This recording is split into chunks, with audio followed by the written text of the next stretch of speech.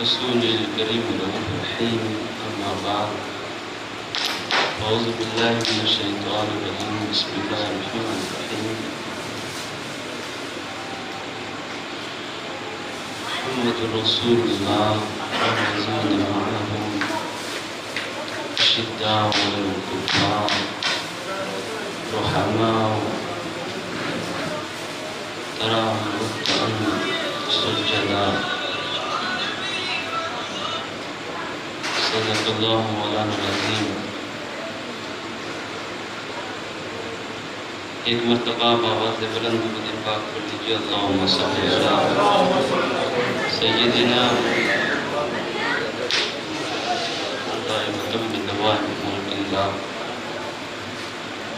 اور بابرکت اس مجلس میں بیٹھے ہوئے ہیں اور آج اسلامی نیا سال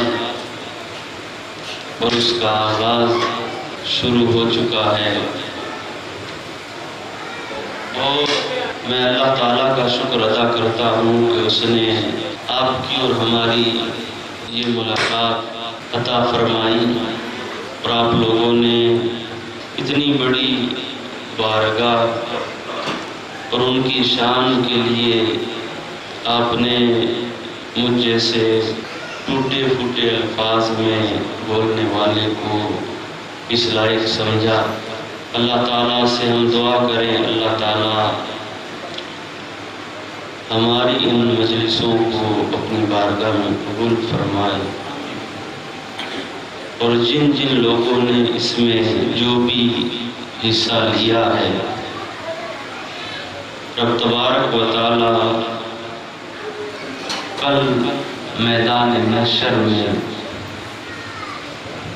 حضور صلی اللہ علیہ وسلم کے محبوب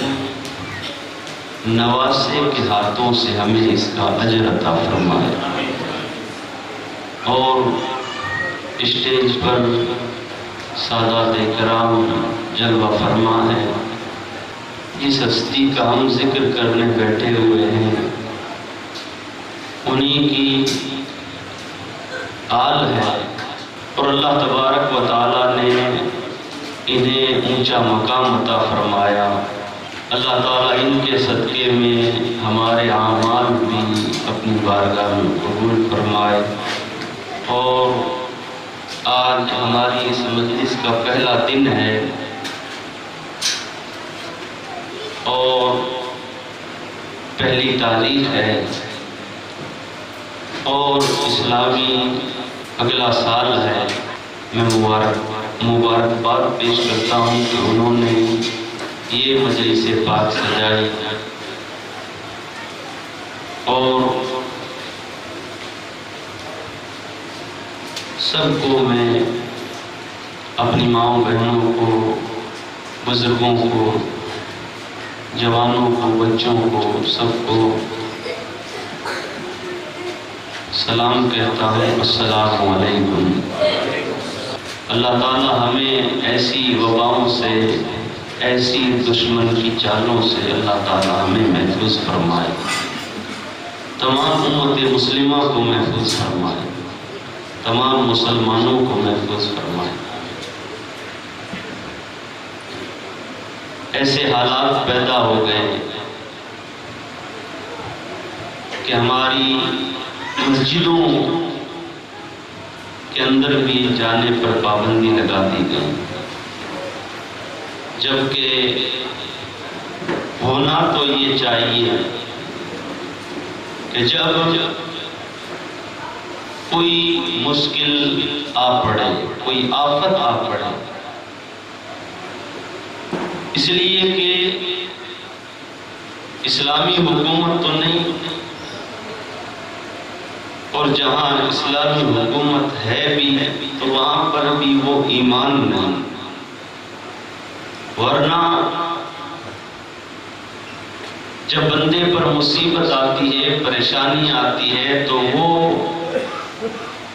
در در بھٹکتا ہے، کبھی کسی کے پاس، کبھی کسی کے پاس. جب وہ ساری جگہوں سے مایوس ہو جاتا ہے تب اسے اللہ تبارک و تعالیٰ کا در یاد آتا ہے. اور آج جب ایسی آفت آ پیمانے پر تو مسجدوں کو ہی بند کر دیا گیا، مگر ہمارا ایمان تو یہ ہے، ہمارا عقیدہ تو یہ ہے کہ اللہ تبارک و تعالی ایک ہی وہ ذات ہے جس نے زندگی دی ہے اور وہی موت دینے والا ہے۔ ایسی کئی نئی باتیں ہیں اس دور اور اس زمانے میں جو پھیلی ہوئی ہے، جس کی وجہ سے مسلمانوں کو،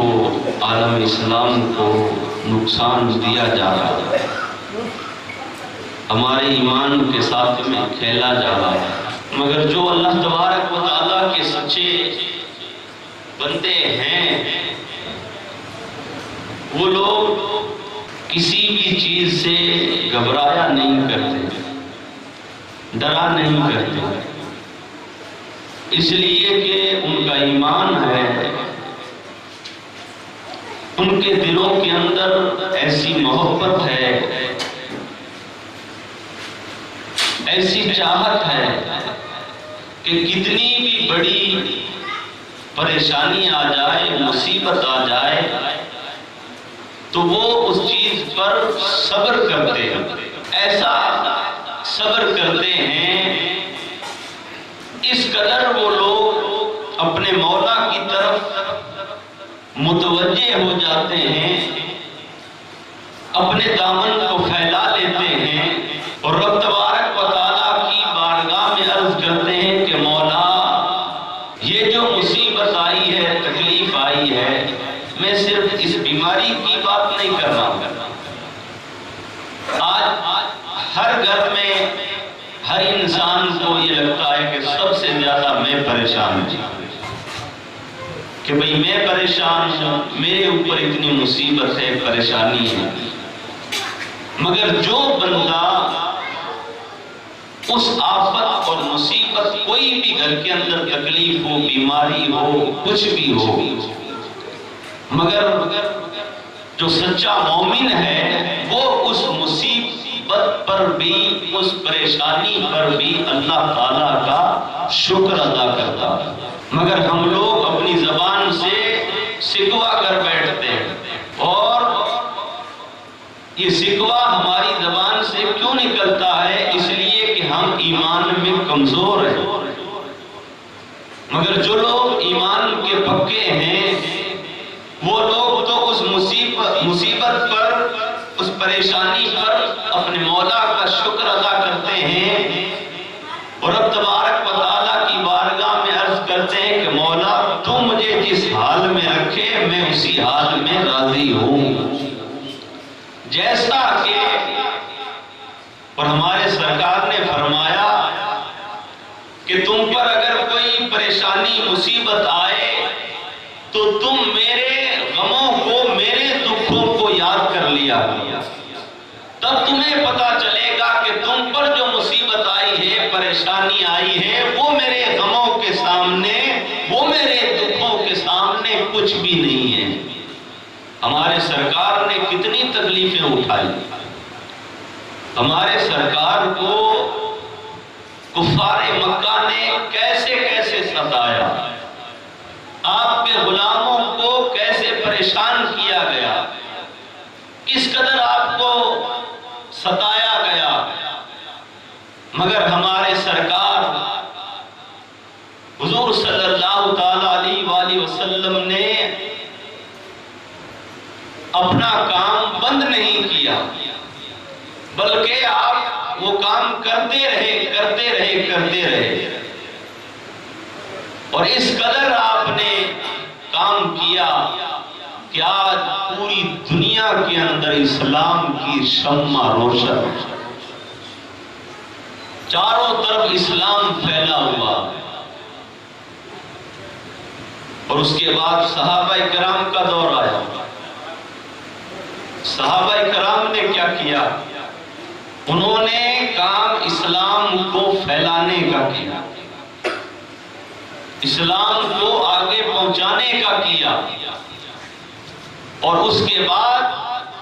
جن لوگوں کی باری آئی پھر ان لوگوں نے اس اسلام کو جس کو صحابہ نے پھیلایا، اور وہ جو صحابہ نے اپنے خون سے اپنی محنتوں سے جس درخت کو جس عمارت کو انہوں نے کھڑا کر دیا، ان کے بعد آنے والوں نے کیا کیا؟ اس عمارت کی حفاظت کی، اس درخت کو انہوں نے بچایا، ظالموں سے بچایا، ظالم حکمرانوں سے بچایا، ظالم فتنوں سے بچایا، جیسا کہ حضرت امام علی مقام حضرت امام حسین نے کر کے بتایا۔ آپ نے اسلام کو بچایا، جو آپ کے نانا جان نے آپ کو امانت دی، اور جو آپ کے والد نے حضور صلی اللہ علیہ وسلم کے صحابہ نے اسلام کو پھیلایا، اس کو بچانے کا کام حضرت امام حسین نے فرمایا۔ آپ نے وہ کام کیا، اور آپ پر پھر کربلا کے اندر کیسی کیسی آپ پر مصیبتیں آئی، کیسی پریشانی آئی، آپ پر ایسے ظلم کے پہاڑ توڑے گئے کہ قیامت تک کوئی دوسرا واقعہ یہ ہونے والا نہیں، اور نہ آپ سے پہلے کبھی زمانے کے اندر یہ چیز ہوئی ہو، جو آپ کا اللہ تعالیٰ کی طرف سے اتنا بڑا امتحان لیا گیا، آپ کو آزمایا گیا، اور آپ اپنے اس امتحان کے اندر اس طریقے سے آپ نے اس کے اندر کامیابی کے اندر ایسے اترے کہ آج آپ پوری دنیا کے اندر اور قیامت تک آپ کا نام ایسے چمک رہا ہے، ایسے چمک رہا ہے جیسے کہ اس کے آپ کے نام کے سامنے، آپ کی شان کے سامنے، آپ کے مقام کے سامنے بڑے بڑوں کی شانیں اور ان کی طاقتیں اور ان کی چمک آپ کے سامنے پھیکی نظر آتی ہے۔ اس قدر آپ نے وہ کام کر کے دنیا کو بتایا۔ اور بھی اس زمانے میں لوگ تھے، ایمان والے تھے، صحابہ اکرام بھی تھے، مگر آپ کو ہی میدان کربلا میں لایا گیا۔ آج اللہ تبارک و تعالیٰ کا شکر ہے، اس کا کرم ہے کہ ہم لوگ اگر وہ زمانہ نہیں پا سکے تو ان کی باتیں سن کر ہم ہمارے ایمان کو تازہ کرتے ہیں۔ آج پوری دنیا کے اندر آپ کا نام لیا جا رہا ہے، آپ کا ذکر ہو رہا ہے، آپ کے چرچے ہو رہے ہیں،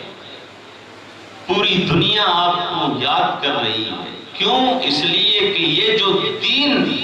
ہمیں ملا ہے یہ حضرت امام علی مقام ہی کی طرف سے ہمیں ملا ہے، آپ ہی کی محنت کی وجہ سے ملا، ورنہ آپ اگر میدان میں نہ آتے تو پھر کیا ہوتا؟ سارے زمانے کے اندر اندھیرا چھا جاتا۔ ایمان تو ہوتا، کلمہ پڑھنے والے تو ہوتے،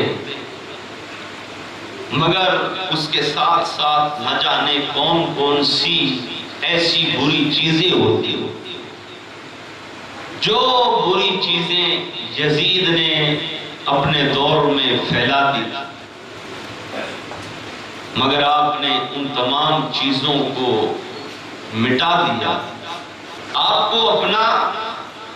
پورا خاندان، اپنے بیٹے، اپنے بھتیجے، اپنے بھانجے، اپنے بھائی،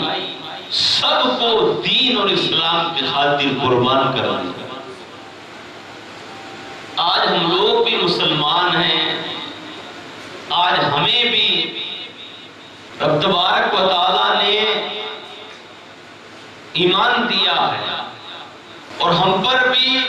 ایسا وقت آتا ہے، مگر ہم میں سے کوئی ایسا بندہ کھڑا نہیں ہوتا ہے کہ آج دین کو نقصان پہنچایا جا رہا ہے، اسلام کو نقصان پہنچایا جا رہا ہے، اسلام کو مٹانے کی کوشش کی جا رہی ہے، مگر اللہ تبارک و تعالیٰ نے اس کا بھی انتظام فرمایا۔ ہمارے اندر یہ چیز نہیں ہے تو اللہ کے کچھ بندوں کے اندر تو یہ چیز ہے کہ جب اسلام کو، دین کو ضرورت پڑتی ہے تو پھر وہ لوگ میدان میں آ جاتے ہیں۔ اگر ویسے لوگ دنیا میں نہیں ہو تو کب کی یہ دنیا ختم ہو جائے، قیامت آ جائے۔ آج ہے ایمان والے، اللہ والے دنیا میں موجود ہیں، اولیاء دنیا میں موجود ہیں، ایسے علماء دنیا میں موجود ہیں کہ جب کبھی بھی اسلام پر ایسا وقت آئے گا وہ لوگ میدان میں اتر جائیں گے۔ اور کون لوگ اتریں گے؟ جن کو حضرت امام حسین سے فیض ملا ہوگا، آپ کی بارگاہ سے ان پر توجہ ہوئی ہوگی، وہ علماء، وہ اولیاء میدان میں اتر کر وہی کام کر کے بتائیں گے جو آپ نے کرنے کا حکم دیا، آپ نے جو نصیحت فرمائی۔ اللہ تبارک و تعالیٰ نے دین کی حفاظت کا ذمہ خود نے لیا،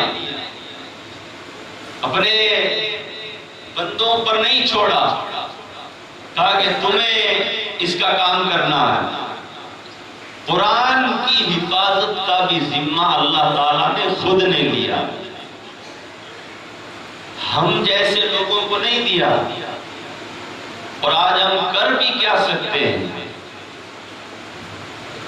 ایک بدبخت نے کہا کہ قرآن سے اتنی آیتیں نکال دو، تو کون ایسا مسلمان ہے جو اس چیز پر اس کے سامنے کھڑا ہوا ہو؟ آج ہم پر کوئی بھی اثر نہیں ہوا، بات سنی، بس سن کر اس کے لیے چند ایسے کلمات کہہ دیے، بس بات ختم ہو گئی۔ مگر اللہ تعالیٰ نے اپنے دین کی حفاظت کا ذمہ بھی خود نے لیا، قرآن کی حفاظت کا ذمہ بھی خود نے لیا، ہم جیسے لوگوں کو نہیں دیا۔ ہم تو قرآن کو اس وقت چھوتے ہیں جب کسی کی موت ہو جائے، اس وقت قرآن کو ہاتھ لگاتے ہیں، یا رمضان المبارک کا مہینہ آتا ہے تب ہم قرآن کو پڑھتے ہیں، تو ہمیں اس کا ذمہ دیا جائے گا؟ نہیں، قرآن کی حفاظت کا ذمہ تو اللہ تبارک و تعالیٰ اپنے محبوبوں کو دیا کرتا ہے، جو پھر نیزے پر چڑھ کر بھی پھر قرآن پڑھتے رہتے، ان کو دیا۔ حضرت امام حسین نے تو نیزے پر چڑھ کر بھی آپ نے قرآن پڑھ کر سنایا۔ آپ سے اللہ تبارک و تعالیٰ نے یہ کام لیا، ایسے قیامت تک اللہ تعالیٰ اپنے محبوب بندوں سے کام لیتا رہے گا۔ کبھی علماء میدان میں آئیں گے، کبھی اولیاء میدان میں آئیں گے۔ ہم یہ دیکھ سکتے ہیں کہ اللہ تعالیٰ نے ہر ایک چیز کا ظاہر رکھا ہے، ہر ایک چیز کا باطن بھی رکھا ہے۔ یہ ہمارا جسم ہے، یہ کیا ہے؟ ظاہر ہے۔ اس کے اندر جو ہے وہ روح ہے، اسے چھپا رکھا ہے۔ یہ ظاہر ہے، روح اس کی باطن ہے۔ اور قرآن ہے تو ایک قرآن ہمارے سامنے ہے، اس کی آیات، اس کی صورتیں وہ ظاہر ہے، مگر اس کا ایک باطن ہے جو اللہ کے محبوب بندوں کو پتا ہے۔ ہر چیز میں اللہ تعالیٰ نے ایک ظاہر رکھا، ایک باطن رکھا. دین میں بھی اللہ تعالیٰ نے ایک ظاہر رکھا، ایک باطن رکھا. آپ پوچھو گے کہ دین کا ظاہر کیا ہے، دین کا باطن کیا ہے؟ تو دین کا ظاہر تو ہے نماز، روزہ، حج، زکوٰۃ. یہ ہماری مسجدیں، یہ ہمارے مدرسے اور یہ اذانیں اور یہ مدرسوں کے اندر جو کتابیں پڑھائی جا رہی ہیں اور یہ جو ہم اعمال کر رہے ہیں، یہ دین کا ظاہر ہے. جو چیز دکھتی ہے وہ ظاہر ہے. اب دین کا باطن کیا ہے؟ ظاہر تو نماز، روزہ، حج، زکوٰۃ، مسجدیں، مدرسے، علماء، حفاظ اور درسی کتابیں، احادیث، تفاسیر، یہ ساری کے ساری دین کی ظاہر ہے. اب باطن کیا ہے؟ باطن ہے اللہ تبارک و تعالیٰ کی معرفت، اس کی پہچان، حسن اخلاق، رب تبارک و تعالیٰ کا عشق، اس کا خوف، اس کی محبت، ادب اور رب تبارک و تعالیٰ کی چاہت، حضور صلی اللہ علیہ وسلم سے عشق. یہ ساری چیزیں باطن آ گئی. اب انسان کے اندر علم ہو وہ ظاہر ہے، اگر باطن کی چیز ادب نہیں تو وہ علم کسی کام کا نہیں. اب ہمارے دل کے اندر کیا ہے؟ ایمان نہیں ہے اور ہم نماز پر نماز پڑھے جا رہے ہیں، روزے رکھ رہے ہیں، تو وہ نماز وہ روزے ہمارے کام کے نہیں اگر دل اور باطن نہیں سنورا ہوا ہے. اور اب ان کی حفاظت ایک ظاہر کی اور ایک باطن کی، ان کی حفاظت کا ذمہ بھی اللہ تعالیٰ نے اپنے دوستوں کو، اپنے محبوبوں کو دے رکھا ہے. دین کا جو ظاہر ہے اس کی حفاظت کے لیے اللہ تعالیٰ نے ایک جماعت الگ رکھی، اور دین کا جو باطن ہے اس کی حفاظت کے لیے اللہ نے جماعت الگ رکھی. آپ پوچھو گے کہ وہ جو دین کی ظاہر کی حفاظت کرتے ہیں وہ جماعت کس کی ہے؟ تو بزرگوں نے فرمایا جو دین کے ظاہر کی حفاظت کرتے ہیں اور وہ جماعت عالم اسلام کے علماء ہیں جو ان چیزوں کی حفاظت کرتے ہیں. آج یہ جو بیان ہو رہا ہے یہ ظاہر ہے. آج میں نہیں، کوئی اور آتے، ہمارے بعد کوئی اور آئیں گے، ہم سے پہلے کوئی اور آئے. یہ مسجدوں میں اذانیں ہو رہی ہے، یہ مدرسوں کے اندر کتابیں پڑھائی جا رہی ہے، احادیث پڑھائی جا رہی ہے، تفاسیر لکھی جا رہی ہے، کتابیں لکھی جا رہی ہے. یہ جتنا بھی دین کا ظاہر ہے ان ساری چیزوں کی حفاظت علماء کر رہے ہیں. علماء بیان کر رہے ہیں، اپنے لوگوں کو دین سکھا رہے ہیں، اسلام کی باتیں بتا رہے ہیں، نماز پڑھوا رہے ہیں، نماز کا طریقہ بتا رہے ہیں. اور جب کبھی بھی دین کی ان ظاہری چیزوں پر اگر کسی نے غیر مذہب نے اگر ان چیزوں پر حملہ کرنا چاہا تو اللہ تبارک و تعالیٰ نے اپنے علماء کو سامنے کھڑا کر دیا تاکہ علماء آگے بڑھ کر اس دین کے ظاہر کی حفاظت کریں. وہ میدان میں آ کر ان چیزوں کو بچائیں، مسجدوں کو بچائیں، مدرسوں کو بچائیں، مسجدوں کے اندر جو اذانیں ہو رہی ہیں ان کو بلند کریں، احادیث کو پھیلائیں، حضور صلی اللہ علیہ وسلم کی شریعت کا کام کریں، دین کے کام کرتے رہیں اور اس کی حفاظت کرتے رہیں. اور جب اس چیز پر حملہ ہوتا ہے، مسجدوں پر، مدرسوں پر، احادیث پر، شریعت پر، تو علماء میدان میں اترتے ہیں اور اس چیز پر روک لگاتے ہیں، اس چیز پر پابندی لگا دیتے ہیں، میدان میں اتر جاتے ہیں. اور ان کے سامنے اگر پوری دنیا کھڑی ہو جائے تب بھی یہ لوگ میدان سے واپس ہٹا نہیں کرتے ہیں، بلکہ یہ اپنی جانوں کو قربان کر دیتے ہیں، مگر دین کے ظاہر کی حفاظت کا ذمہ خود پر لے کر اور اس کی حفاظت کر کے دنیا کو بتا دیتے ہیں۔ آپ نے یہ سنا ہوگا کہ جب یہ حملہ ہوا دین پر اور دین کے ظاہر پر، تو علماء کرام میدان میں آ گئے۔ آپ کو اس کی مثال یوں دے دوں کہ جب اس دین پر اور شریعت پر حضور صلی اللہ علیہ وسلم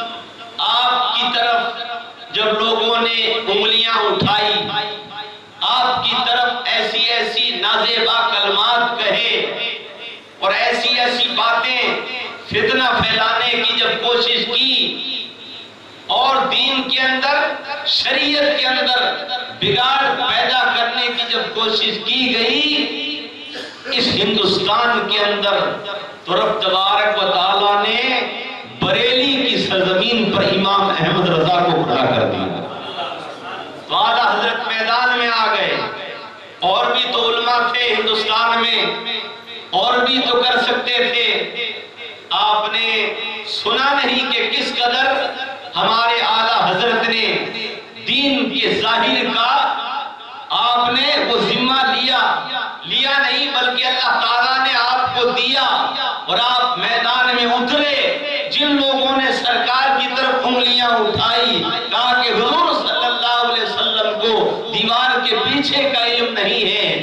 ان لوگوں کو بھی جواب دیا۔ جنہوں نے سرکار کی گستاخیاں کی، آپ نے ان کو بھی جواب دیا، اور ان لوگوں نے جب مزارات کو برا بلا کہا تب بھی امام احمد رضا آپ نے ان کا جواب دیا، آپ نے ان کا مقابلہ کیا، اور آپ نے آ کر اس دنیا کے اندر، اس ہندوستان کے اندر آ کر اس فتنے کو ایسا دبا کر رکھا، ایسا دبا دیا کہ آج زمانے کے اندر جب کبھی بھی اعلیٰ حضرت امام احمد رضا کی بات کی جائے تو لوگوں کو آپ کے نام سے چڑ ہو گئی ہے۔ اس لیے کہ چڑ کیوں رہے ہیں؟ اعلیٰ حضرت کا یہ عشق تھا کہ کوئی میرے سرکار کی طرف انگلی نہ اٹھائے، ارے زمانہ احمد رضا کو گالی دیتا رہے مگر مصطفیٰ کی طرف کوئی انگلی نہ اٹھائے۔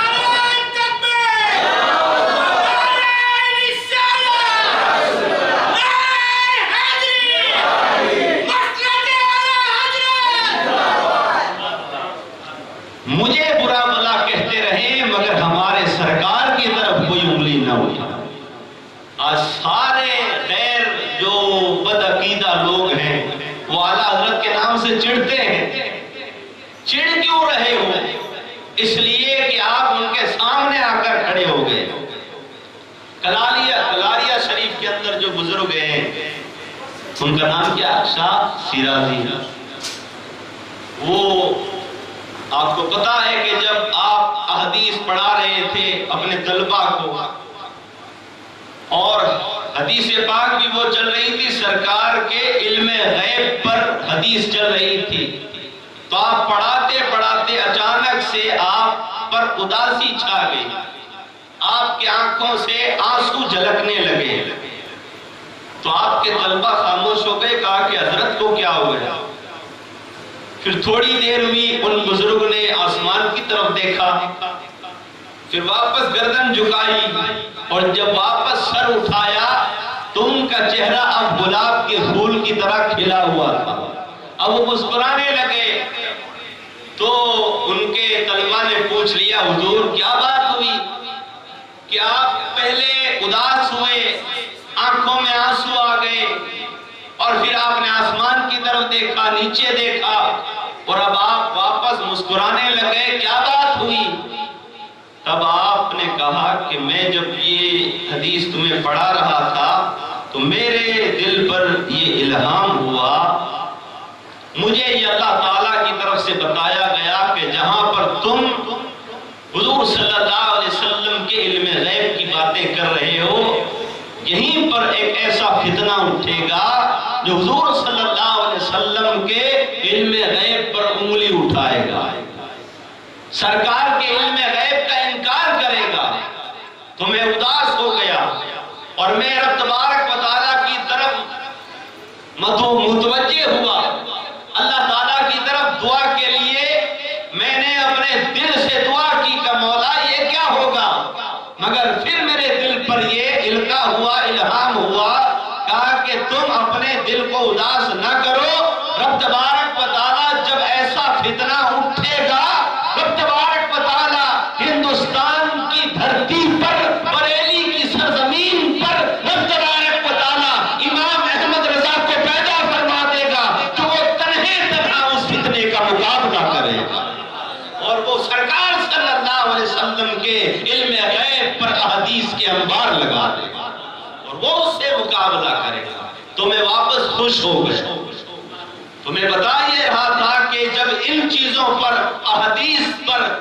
دین کے ظاہر پر جب حملہ ہوتا ہے، اللہ تعالیٰ اپنے محبوبوں سے کام لے لیتا۔ علماء، ویسے تو پوری دنیا میں کئی علماء ہیں، مگر اللہ تعالیٰ جسے اپنا محبوب بنائے اسی سے کام لیتا ہے۔ علماء تو بہت ہیں،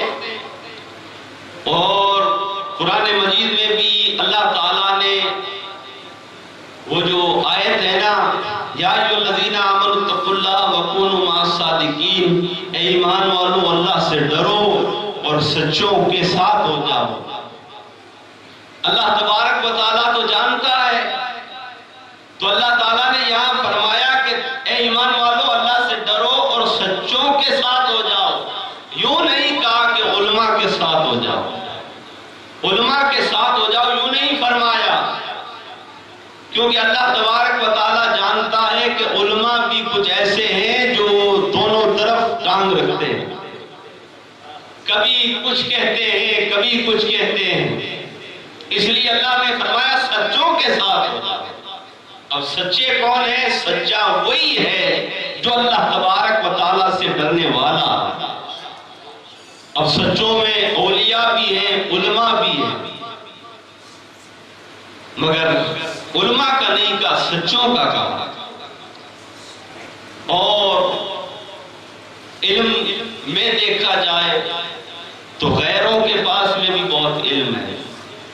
اس لیے اللہ تعالیٰ نے فرمایا سچوں کے ساتھ ہو جاؤ۔ تو پھر اللہ تعالیٰ اپنے ایسے دوستوں سے کام لیتا ہے۔ امام احمد رضا، آپ سے اللہ تعالیٰ نے یہ کام لیا، دین کے ظاہر کی حفاظت آپ نے فرمائی۔ اور ایک وقت ایسا آیا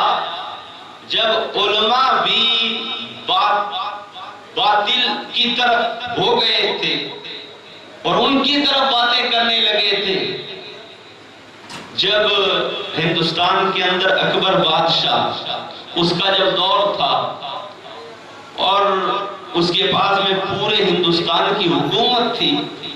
اور نام بھی اکبر تھا، اور اس کے پاس میں بڑے بڑے علماء بیٹھا کرتے تھے اور پنڈت لوگ بھی بیٹھا کرتے تھے۔ اب کچھ علماء ایسے تھے جو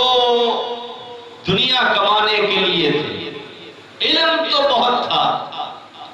علم کے تو وہ لوگ پہاڑ تھے، مگر ان لوگوں نے اپنی ذات کو، اپنی عزت کو بڑھانے کے خاطر انہوں نے اکبر کی تعریف شروع کر دی، اکبر کی ایسی تعریف کی، اکبر کو بڑھانا شروع کیا، کہا کہ آپ ایسے ہو، آپ ایسے ہو، آپ کو اعلان ہوتا ہے آپ یوں ہو، اسے بڑھاتے بڑھاتے اتنا بڑھایا کہ اس کا کلمہ بھی بنا دیا، الگ سے کلمہ بنا دیا، اور اکبر نے اپنی طرف سے ایک دین چلا دیا جس کا نام رکھا دین الہی۔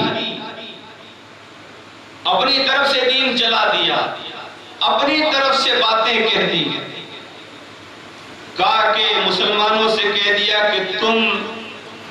یہ کام مت کرو،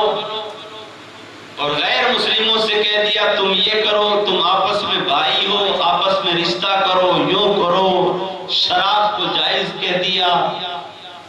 اور حضور صلی اللہ علیہ وسلم کی نبوت پر اس نے ڈاکہ ڈالا،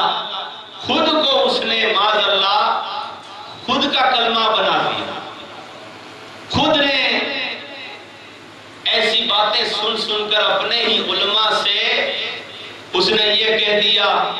کہا کہ اب میں جو کہوں گا وہ شریعت بنے گی، میں جو بتاؤں گا وہ کام ہوگا۔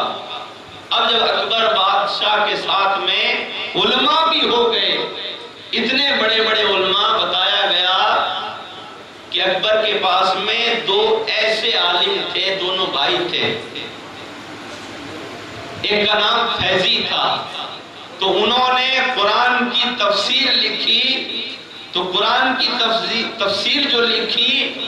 اتنا علم رکھتے تھے کہ بغیر نقطے کے حرف لے کر آئے اس تفسیر میں، پوری تفسیر کے اندر ایک بھی نقطے والا حرف نہیں لائے۔ با میں دیکھو تو نقطہ ہے، تا میں دیکھو تو نقطہ ہے، سا میں نقطہ ہے، جیم میں نقطہ ہے، بغیر نقطے کے حرف تو بہت کم ہے۔ انہوں نے ان حرفوں سے پورے قرآن کی تفسیر لکھ دی۔ ایسے علماء اکبر کی باتوں میں آ کر اسی کو وہ نبی بنانا چاہتے تھے، اس نے دین الہی چلا دیا۔ اب علماء بھی جب حق چھوڑ چکے، اکبر کے ساتھ ہو گئے، تو رب تبارک و تعالیٰ نے اکبر کے فتنے کو مٹانے کے لیے سرزمین پنجاب کے اندر، سر ہند کے اندر اللہ تعالیٰ نے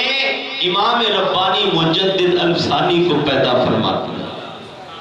وہ کھڑے ہوئے اور انہوں نے کھڑے ہو کر اکبر کے اس دین کو، دین الہی کو مٹایا۔ اور اکبر نے ایسا بھی کیا تھا کہ ایک اسٹیج ادھر لگایا اور ایک اسٹیج اپنے سامنے لگایا۔ ادھر جو اسٹیج لگا اس پر ایسے ایسے کھانے رکھے گئے، ایسے کھانے، ایسی مٹھائیاں رکھی گئی، ایسا اسے سجایا گیا، اور اس کے پیچھے بورڈ لگایا گیا کہ یہ دین الہی، یہ اکبر کا دین ہے۔ اور اپنے سامنے جو اسٹیج لگایا وہاں پر تو پھٹے ہوئے کپڑے باندھ دیے گئے اور سوکھی ہوئی روٹیاں رکھ دی گئی، اور کہا کہ یہ دین محمدی ہے۔ حضور صلی اللہ علیہ وسلم کے دین کی اس نے، آپ کے نام کی اور دین اور شریعت کی یوں توہین کی، اور خود ادھر بیٹھ گیا، اور اس کے ساتھ میں جتنے بھی علماء تھے اس زمانے میں جو عالم تھے وہ بھی اکبر کے ساتھ میں اسی اسٹیج پر بیٹھ گئے، اور ادھر اس اسٹیج پر کوئی نہیں آیا۔ حضرت امام ربانی مجدد الثانی آپ اپنے ساتھ اپنے مریدوں کو لائے، اپنے شاگردوں کو لائے، اور لا کر آپ اس اسٹیج پر بیٹھ گئے۔ جب آپ بیٹھ رہے تھے تو آپ کے شاگردوں نے کہا، حضور یہ ایسی توہین کر رہا ہے اور ایسا اسٹیج لگایا ہے، یہاں پر یہ پھٹے ہوئے کپڑے لگا دیے گئے ہیں، سوکھی ہوئی روٹیاں رکھ دی گئی ہیں۔ تو حضرت مجدد الثانی نے، آپ نے فرمایا، کہا کہ تم اس ظاہر کو نہ دیکھو بلکہ حضور صلی اللہ علیہ وسلم کے دین کو دیکھو، سرکار کے نام کو دیکھو۔ ارے بظاہر یہ تمہیں سوکھی ہوئی نظر آ رہی ہے، اس اکبر نے یہ کام تو کیا ہے، مگر یہ حقیقت میں جو تمہیں نظر آ رہی ہے وہ نہیں ہے، بلکہ اللہ تبارک و تعالیٰ نے تمہارے لیے تو جنت میں نعمتیں سجا کر رکھی ہے۔ جو اس اسٹیج پر بیٹھ جائے گا وہ جنتی ہو جائے گا، وہ حضور صلی اللہ علیہ وسلم کا سچا غلام ہوگا۔ آپ پھر اس پر بیٹھے، اور بیٹھ کر آپ نے اس کے لیے اللہ تعالیٰ سے دعا کی، کہا کہ یا اللہ، اس نے دین اسلام کو بدنام ہے، تیرے دین پر اس نے ہاتھ مارا ہے، اور یا اللہ یہ ایسی توہین کر رہا ہے، یا اللہ اس پر تیرا عذاب نازل کر۔ تو پھر اس پر عذاب آیا۔ کہتے ہیں کہ وہ جو آپ نے بد دعا کی تھی، اس کے ایک ہفتے بعد اکبر ایسی چوٹ اس کو اسی اسٹیج پر لگی، طوفان آیا، وہ اسٹیج ادھر ادھر ہوا، وہاں سے ایک لوہے کی چیز سے اس کے سر پر لگی، اور وہ اسی درد کے اندر 1 ہفتہ تڑپتا رہا، اور 1 ہفتے کے بعد میں وہ مر گیا۔ اس نے بظاہر، اس کا نام اکبر تھا، مسلمان تھا، اس کے پاس میں علماء بیٹھا کرتے تھے، مگر علماء بھی اسی کی بولی بولنے لگے تاکہ ہمیں اس سے سلطنت مل جائے، حکومت مل جائے، کوئی عہدہ مل جائے۔ انہوں نے دین کو سمجھا نہیں، بلکہ ان پر دنیا غالب آ چکی۔ تو اللہ تعالیٰ نے امام ربانی سے کام لیا، اور صرف یہ اس دور کی، زمانے کی بات نہیں، 400 سال پہلے کی بات ہے، اور اس سے پہلے بھی اگر ہم یہ چیز دیکھنا چاہیں کہ اس سے پہلے بھی یہ ہوا ہے کہ اللہ تعالیٰ نے اپنے اولیاء سے، اپنے علماء سے ایسا کام لیا ہے، تو ہاں لیا ہے، کربلا کے میدان میں یہ کام لیا گیا۔ جب یزید نے سر اٹھایا، یزیدیت حکومت جب میدان میں آئی، اور یزید نے جب دین کے اندر ایسے بگاڑ پیدا کرنے اس نے شروع کر دیے تھے، تو اس زمانے بھی کئی علماء تھے، کئی علماء تھے، علم رکھنے والے تھے، کئی لوگوں کے پاس میں علم تھا، مگر کسی کی ہمت نہیں ہوئی اس حکومت کے سامنے سر اٹھانے کی، کوئی بھی آگے نہیں بڑھا، مگر حضور صلی اللہ علیہ وسلم کا نواسا حضرت فاطمہ الزہرا کا بیٹا حضرت امام حسین، آپ نے دیکھا کہ کوئی بھی نہیں اٹھ رہا ہے، دین کو اور اسلام کو مٹانے کی باتیں ہونے لگی ہے، تب آپ نے اپنے تمام گھر والوں کو، اپنے چھوٹے چھوٹے دودھ پیتے ہوئے بچوں کے ساتھ لے کر میدان کربلا میں آ کر آپ نے دین کی حفاظت کی ہے، اسلام کو واپس زندہ کر کے بتایا، کہا یزید تو حسین کو تو مٹا سکتا ہے، مگر حسین مٹ جائے گا، مگر اپنے نانا کے دین کو نہیں مٹنے دے گا، اسلام کو نہیں مٹنے دے گا، اپنے سارے خاندان کو تو مٹا سکتا ہے، مگر دین کو نہیں مٹنے دوں گا۔ آپ نے یہ سب سے بڑی مثال عالم اسلام کے اندر دیکھنی ہو تو یہ کربلا کے میدان میں۔ اس زمانے میں اور بھی علماء تھے، اور بھی لوگ تھے، مگر کوئی بھی میدان میں نہیں اترا۔ اترے تو آپ اترے، اور آپ نے اتر کر دین کو لوگوں تک پہنچایا، اسلام کو بچایا۔ بڑے بڑے لوگوں نے آپ کے لیے کہا کہ آپ اگر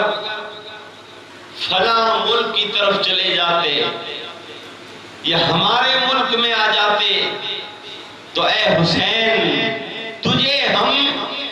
بڑا اونچا مقام دیتے،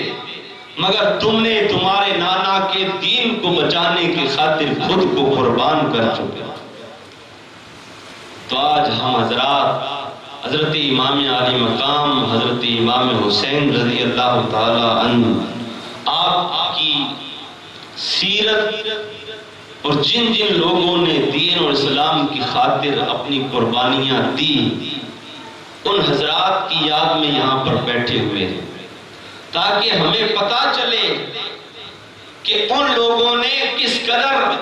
ان کے سینوں کے اندر دین کی محبت تھی، دین کی چاہت تھی، اسلام کی محبت تھی، اسلام کی تڑپ تھی۔ آج ہمارے دل میں کسی اور کی تڑپ ہے، ہمارے دل میں کسی اور کی محبت ہے، مگر حضور صلی اللہ علیہ وسلم کے صحابہ کو دیکھو، آپ کے گھر والوں کو دیکھو، آپ کے گھر کی طرف دیکھو، تو ان سارے لوگوں کے دلوں کے اندر اگر محبت تھی تو دین اسلام کی محبت، خود کی بھی نہیں تھی۔ حضور صلی اللہ علیہ وسلم کے امت کے گنہگار لوگوں کی، ہم جیسے گنہگاروں کی تھی کہ ہم لوگ بچ جائیں، ہم جہنم کی آگ سے بچ جائیں، اور یہ دین بچ جائے، اسلام بچ جائے، چاہے ہماری جانیں قربان ہو جائے۔ حضرت سیدنا صدیق اکبر کا یہ عمل رہا، حضرت عمر فاروق کا یہ عمل رہا، حضرت عثمان غنی کا یہ عمل رہا، حضرت مولا علی کا یہ عمل رہا، آپ کے بیٹے حضرت امام حسن کا یہ عمل رہا، اور خود حضور حضرت امام حسین کا یہ عمل رہا، اور قیامت تک آپ کی نسل کے اندر یہ کام چالو رہے گا، کبھی بند نہیں ہوگا۔ میں نے اسی اسٹیج پر بتایا تھا کہ جب غلام احمد قادیانی نے سر اٹھایا تب بھی امام حسین کے دو بیٹے سامنے آئے، انہوں نے اس فتنے کو دبایا، ورنہ اور بھی تو علماء تھے، اور بھی بڑے بڑے علم رکھنے والے تھے، مگر اس کے سامنے بڑے بڑے علماء بھی نہیں ٹک سکے۔ جو بھی عالم جاتا تھا وہ اپنے علم کی وجہ سے علماء کو خاموش کر دیتا، اس کے پاس بھی بہت علم تھا، علماء اپنی دلیل دیتے، وہ اپنی دلیل دے کر چپ کر دیتا، مگر جہاں پر علم کی بات نہیں چلتی ہے تو پھر وہاں پر اللہ تبارک و تعالیٰ کے محبوب بندوں کی محبتیں چلا کرتی ہیں، ان کی پھر زبان سے جو بات نکلتی ہے اللہ تعالیٰ پھر ان کی بات کو رد نہیں کرتا ہے بلکہ قبول کر لیتا ہے، اور پھر وہ لوگ جو اپنی زبان سے کہہ دیتے ہیں اللہ تبارک و تعالیٰ وہی فرما دیتا ہے۔ کیوں؟ اس لیے کہ ان کی زبان سے کبھی جھوٹ نہیں نکلی، کبھی کسی کے لیے غلط بات نہیں نکلی۔ آج ہم دو دوست یا تین یا چار لوگ بیٹھ جاتے ہیں تو اس کی بات کرتے ہیں، اس کی بات کرتے ہیں،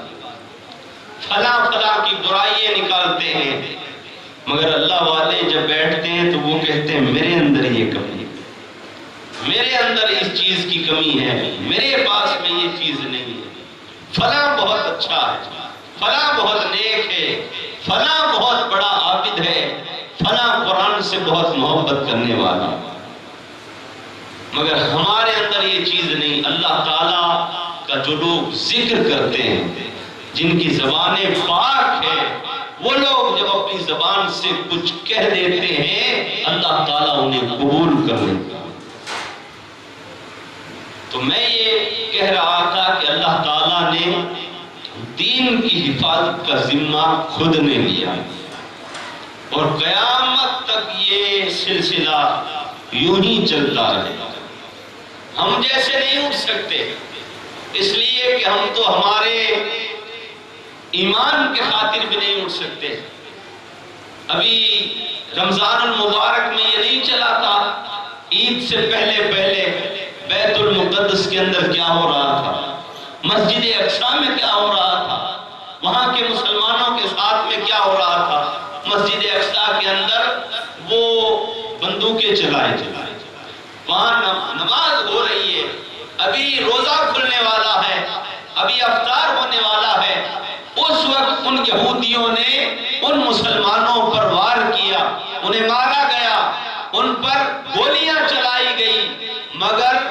ان لوگوں کا ایمان تو دیکھو کہ انہیں مسجد سے باہر نکالا جاتا ہے، مگر وہ لوگ چاہتے ہیں کہ ہم مسجد ہی کے اندر جائیں، اس لیے کہ یہ مسجد اقصی ہے، یہ بیت المقدس ہے، یہ وہ پاک جگہ ہے جہاں پر حضور صلی اللہ علیہ وسلم نے تمام انبیاء کو نماز پڑھائی۔ اتنی بڑی مسجد ہے، اور اس مسجد سے ہم لوگ نکل جائیں۔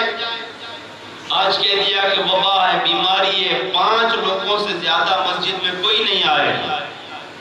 ہم لوگ نماز پڑھنے گئے ہی نہیں، ویسے ہی نہیں پڑھتے تھے، اور کام اچھا ہو گیا، نماز پڑھنے کوئی نہیں جائے گا 5 آدمیوں سے زیادہ، تو اور اچھا ہو گیا، مگر ایک سسٹم الٹا بھی چلا تھا، جب کہا گیا 5 سے زیادہ کوئی مسجد میں نہیں جائیں گے تو وہ لوگ آئے مسجدوں میں جو کبھی بھی نہیں آتے کہ ہمیں نماز پڑھنی ہے، امام صاحب سے جھگڑا کرتے کہ ہمیں نماز نہیں پڑھنے دیتے۔ صرف ان دنوں میں جب کہا گیا کوئی بھی مسجد میں نہیں، یہ میں نے میری آنکھوں سے دیکھا، جو کبھی بھی مسجد کی طرف نہیں آئے وہ اس دور میں آئے جب 5 نمازی کہا گیا۔ اس وقت آئے گا کہ میں نماز پڑھوں گا، گھر میں پڑھ لے گا نہیں مسجد میں ہی پڑھوں گا، اتنا اللہ والا ہو گیا۔ امام صاحب کو پھنسانا چاہتا ہے، امام کی اس وقت گرے آ جاتی، کیونکہ سارا دباؤ تو امام پر تھا۔ ہمارے امام صاحب کی بھی یہی حالت تھی۔ اب وہ منع کرے تو انہیں کہا جائے کہ تم کیسے امام ہو، کیسے مولانا ہو، منع کر رہے ہو۔ تو ہماری مسجدوں کا تو یہ حال تھا، مگر مسجد اقصیٰ اور وہاں کے مسلمانوں کا ایمان تو دیکھو، وہاں پر فوجی بندوق لے کر کھڑے ہیں، مگر پھر بھی وہ لوگ انہی کے سامنے سجدہ کر رہے ہیں۔ بندوقیں لے کر کھڑے ہیں مگر ان کا ایمان مضبوط تو دیکھو، صرف بڑوں کا نہیں بلکہ بچوں کا بھی ایمان دیکھو۔ وہ وہاں کا بچہ چاہتا تھا کہ اگر ہمیں موت آئے تو سجدے میں آئے، موت آئے تو اللہ تعالیٰ کے گھر میں آئے، ارے مرے تو سجدے میں مرے، مرے تو رب تبارک و تعالیٰ کی عبادت میں مرے، ارے مرے تو ہم مسجد کے اندر مرے تاکہ رب تبارک و تعالیٰ کی بارگاہ میں ہمارا مقام اونچا ہو جائے۔ دنیا والے اگر ہمارے لیے کچھ کرے نہ کرے، ارے کوئی دنیا کا انسان بولے نہ بولے، ارے رب تو دیکھ رہا ہے کہ ہم اس کی مسجد میں کھڑے ہو کر اس رب سے معافی مانگ رہے ہیں، اس رب کی بارگاہ میں التجا لگا کر کھڑے ہوئے ہیں۔ کوئی بھی پوری دنیا کے اندر کوئی بڑے سے بڑا مسلمان، کوئی بڑے سے بڑا لیڈر اس وقت نہیں بولا تاکہ وہاں کے مسلمانوں کے ساتھ میں غلط ہو رہا ہے، کوئی میدان میں نہیں آیا، مگر جو سچے ایمان والے ہوتے ہیں انہیں کسی اور کی ضرورت نہیں ہوتی ہے، ارے وہ یہ جانتے ہیں کہ ہم جو کر رہے ہیں وہ ہمارے سرکار مدینے سے دیکھ رہے ہیں۔ حضور صلی اللہ علیہ وسلم کی نگاہوں سے یہ بات چھپی ہوئی نہیں ہے، اللہ تعالیٰ ہمیں دیکھ رہا ہے، مگر ہم کیسے مسلمان ہیں؟ 5 نمازی کا کہا تب بھی نہیں گئے، حالات تو ایسے ہیں، ہمارے ایمان تو ایسے ہیں، اور ہم دعوے کریں کہ ہم حسین کے غلام ہیں۔ حسین کے غلام تو سچے وہ لوگ جو مسجد اقصیٰ کے ارد گرد رہتے ہیں، مسجد اقصیٰ کے پاس رہتے ہیں، انہیں باہر لے جایا جا رہا ہے مگر بچہ چاہتا ہے کہ ہم وہاں پر آئیں، اور پھر ہوا بھی وہی، ان لوگوں نے گھٹنے ٹیک دیے، بچوں کے سامنے انہوں نے گھٹنے ٹیک دیے، آئے تھے وہ بندوقیں لے کر مگر وہ چلا نہیں سکے، اس لیے کہ وہ سچے ایمان والے۔ ایمان سچا ہوتا ہے تو پھر اس کے سامنے کوئی بڑی سے بڑی طاقت بھی نہیں ٹک سکتی ہے۔ تو ایسے غلام اگر جو مسجد اقصیٰ میں فلسطین میں ملک شام کے جو مسلمان ہیں ان کے ایمان جیسا اگر پوری دنیا کے مسلمانوں کا ایمان ہو جائے تو پوری دنیا کے اندر اسلام کا جھنڈا لہراتا ہے۔ ہمارے پورے ہندوستان کا حال دیکھو، ہمارے پڑوسی ملک کا حال دیکھو، وہاں کے وزیر اعظم کا حال دیکھو کیسا ہے، سارے کوئی قادیانیوں کے ٹکڑوں پر پل رہا ہے، کوئی یہودیوں کے ٹکڑے پر پل رہا ہے، کوئی یہودی کی بولی بول رہا ہے، اس قدر ہمارے مسلمان لیڈروں کا حال ہو گیا۔ کوئی ہمارے بڑے جو لوگ ہیں، جو بڑے لیڈر ہیں، جنہیں ہم ہمارا بڑا پیشوا مانتے ہیں، وہ لوگ بھی نہیں ہوتے، تو پھر تو زمانہ یہ ہمیں آنکھیں دکھائے گا ہی دکھائے گا۔ جب ہمارا ایمان اتنا کمزور ہو گیا کہ نہیں مسجد میں جائیں گے کورونا ہو جائے گا، مر جائیں گے، ارے مرنا تو یوں ہی ہے، ایسے نہیں مریں گے تو ایسے مریں گے، موت تو ایک دن آنی آنی ہے۔ مگر حضرت خالد بن ولید کا کیسا ایمان تھا، آپ نے 1,100 سے زیادہ آپ نے جنگیں لڑی، 100 سے زیادہ، اور آپ کی تمنا تھی کہ کسی میدان میں شہید کر دیا جائے، مگر آپ کسی بھی میدان میں شہید نہیں ہوئے۔ آخر آپ اپنے گھر کے اندر بستر پر آخری جب سانس لے رہے تھے آپ نے کہا کہ میری تمنا تھی کہ میں میدان میں مارا جاؤں، میں میدان میں شہید ہو جاؤں۔ آپ نے پوری دنیا کے مسلمانوں کو آخری پیغام دیا تھا کہ اگر موت میدان جنگ میں آتی تو خالد کبھی بھی اپنے بستر پر نہیں مرتا، اس لیے کہ خالد بن ولید کی تمنا تھی 1,100 سے زیادہ، 100 سے اوپر تک آپ نے جنگیں لڑی، مگر آپ کا جب وصال ہوا تو بستر پر ہوا۔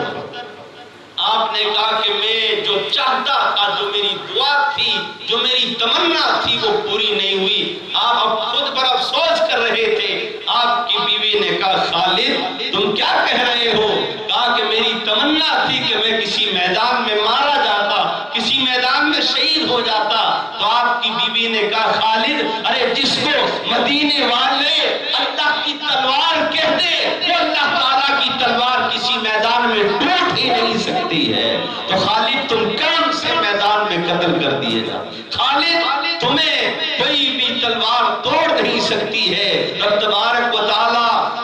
کہ محبوب نے تمہیں اللہ کی تلوار جو کہہ دیا، حضور صلی اللہ علیہ وسلم کی زبان سے آپ کے لیے یہ کلمات نکل گئے، تو رب تبارک و تعالیٰ نے آپ کو کسی میدان میں شہید نہیں فرما،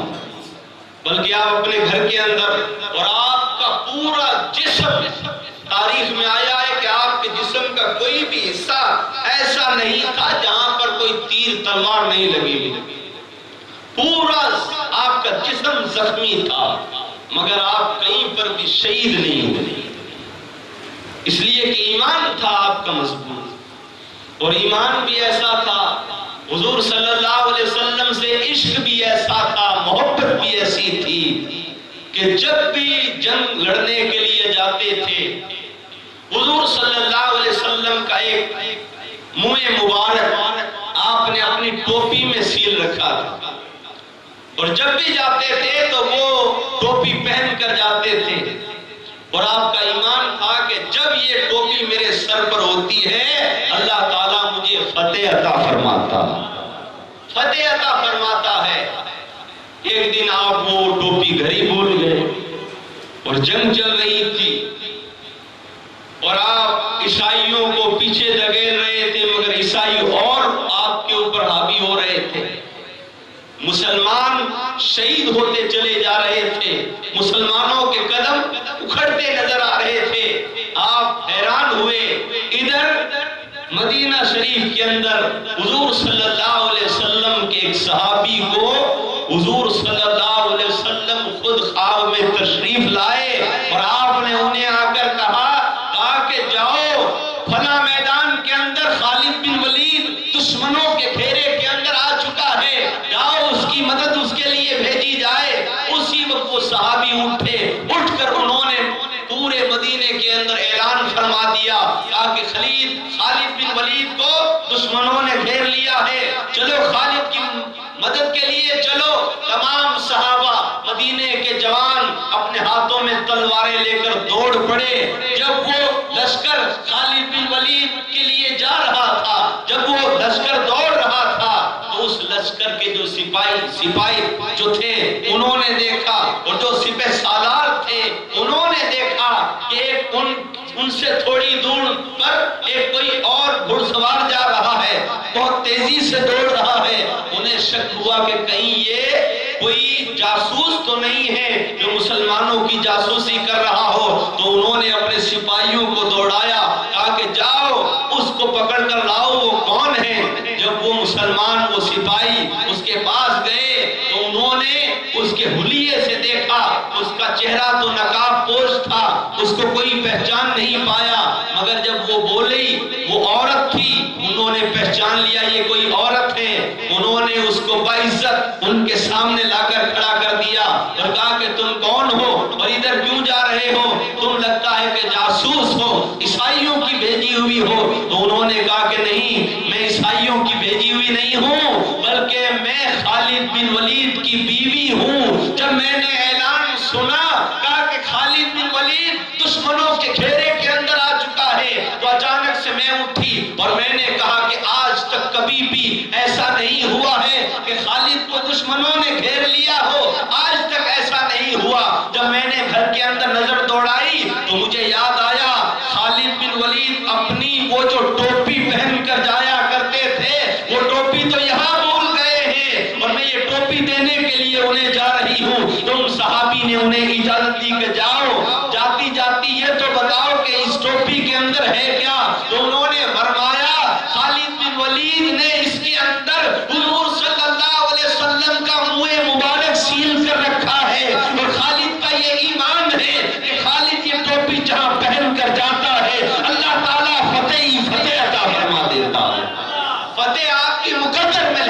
جاتی ہے، اور جیسے ہی وہ ٹوپی خالد بن ولید کے پاس پہنچتی ہے، تھوڑی ہی دیر میں اس جنگ کا آپ نقشہ بدل کر رکھ دیتے ہیں، عیسائیوں کو واپس لپیٹ کر رکھ دیتے ہیں۔ صحابہ اکرام کا ایمان تو یہ تھا، اور ہم ہمارے ایمان کو دیکھیں کہ ہمارا ایمان کیسا ہے، کیسا چل رہا ہے، کیسا گزر رہا ہے، کس قدر ہمارا ایمان ہے کہ ہم لوگ ہمارے ایمان کی طرف غور نہیں کرتے ہیں، ہمیں ہماری موت کا فکر نہیں ہے، ہمیں ہماری آخرت کا فکر نہیں ہے، قبر کا فکر نہیں ہے کہ ہمیں جب موت آئے گی کیسی حالت میں موت آئے گی۔ مگر صحابہ کرام کا ایمان اور کربلا والوں کا ایمان آج پوری دنیا میں اس لیے سنایا جاتا ہے کہ اے مسلمانوں، تم بھی ان جیسا عشق اپنے دلوں میں پیدا تو تم دنیا میں انقلاب لا سکتے، تمہاری عزت واپس وہ ہو سکتی ہے۔ مگر نہیں، ہم سن کر کھا پی کر خوش ہو کر یہاں سے چلے جاتے ہیں۔ پھر کیسے بدلاؤ آئے گا؟ جب تک ہمارے دلوں کے اندر سچا عشق نہیں ہوگا کچھ بھی نہیں ہو سکتا۔ ہم سن لیں گے، واقعات سن لیں گے، آنسو آ جائیں گے، تھوڑی دیر وہ چیز ہمارے دل کے اندر رہے گی، واپس نکل جائے گی، جمے گی کب؟ جب اس وقت ہمارے دل میں نور ہو۔ اور نور کب آئے گا؟ نور آئے گا جب ہم اللہ تعالیٰ کی بارگاہ میں اپنے گناہوں کی معافی مانگیں، اٹھ کر رو کر اللہ تعالیٰ سے دعا کریں گے، اللہ تعالیٰ اپنے نور سے ہمارے دل کو صاف فرما دے گا، ہمارا دل نورانی ہو جائے گا۔ اس وقت ہمارے دل کے اندر پھر اللہ تعالیٰ کی محبت آئے گی، سرکار کی محبت آئے گی، امام حسین کی محبت آئے گی، صحابہ کی محبت آئے گی، اور جب ان کی محبت آئے گی ساتھ ساتھ ایمان ایسا لے کر آئے گی کہ پھر ہمارا ایمان اتنا مضبوط ہو جائے گا، پھر ہمارے ایمان کو کوئی بھی ہلا ہی نہیں سکتا۔ پھر تو ہمیں دیکھ کر لوگوں کا ایمان تازہ ہو جائے گا، ہمیں دیکھ کر لوگوں کا ایمان تازہ ہو جائے گا۔ ہمیں دیکھ کر کیسے ہوگا؟ ہمیں دیکھ کر یوں ہوگا کہ ہم جب سچا ایمان لے کر چلیں گے تو اللہ تعالیٰ ہماری صورت میں، ہماری آنکھوں میں، ہماری زبان میں، ہمارے حلیے کے اندر یہ تاثیر دے دے گا، جیسے کہ سرکار نے فرمایا رب تبارک و تعالیٰ کے محبوبوں کا حال یہ ہوتا ہے کہ جب انہیں دیکھو تو خدا یاد آ جاتا ہے۔ تو اللہ والوں کا حال یہ ہے، جب ہم کسی بزرگ کو دیکھتے ہیں تو ہمیں خدا یاد آ جاتا ہے، اللہ تعالیٰ یاد آ جاتا ہے۔ کیوں؟ اس لیے کہ وہ سچا ایمان لے کر چل رہے ہیں۔ اس لیے ہم خود کے اندر ایسی کیفیت پیدا کرنے کی کوشش کریں۔ آج تو میں نے اتنی باتیں نہیں کی ہے، انشاءاللہ کل سے ہم شہادت کا بیان شروع کریں گے انشاءاللہ۔ شہادت بہت اونچا مقام ہے، اللہ تعالیٰ نے یہ اتنا اونچا مرتبہ رکھا ہے کہ جس کے لیے انبیاء بھی تمنا کرتے رہے، صحابہ بھی تمنا کرتے رہے، اور اولیاء بھی تمنا کرتے رہے کہ ہمیں اگر موت آئے تو شہادت کی موت آئے، ہمیں اللہ تعالیٰ شہید کر دے، اس لیے کہ یہ مقام ہی بہت اونچا ہے اور اعلیٰ ہے۔ اس لیے ہم اور آپ اللہ تعالیٰ سے دعا کریں کہ رب تبارک و تعالیٰ ہماری ان مجلسوں کو اپنی بارگاہ میں قبول فرمائے، اللہ تعالیٰ ہمیں عمل کی توفیق عطا فرمائے، اللہ تعالیٰ ہمارے ایمان کو مضبوط بنائے، اللہ تعالیٰ ہمیں حق اور سچ کہنے کی توفیق عطا فرمائے۔ وما علینا الا البلاغ، استغفر اللہ ربی من کل ذنب۔